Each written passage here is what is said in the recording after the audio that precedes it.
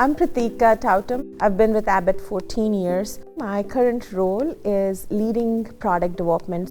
I'm a mom, I'm a wife, I'm a colored female, I'm in technology space. I'm sitting here in Stanford campus, feeling uncomfortable, but okay being uncomfortable.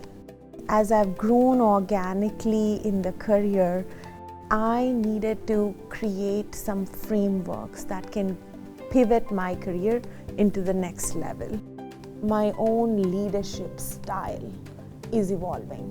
That's a huge revelation for me. This is an area that I thought I was already good at, but I was like, no, there's a lot more to be done.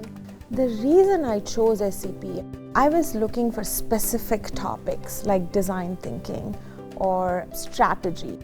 The diversity in the cohort, that attracted me. I need to bring a lot of different perspectives and see how those perspectives are also being received. SEP has already started giving me a lot of tools and frameworks. It's not just an executive program, you become part of the GSB Alumni. So it's a network, it's a family, it's a connection that you can continue to build on and give back to.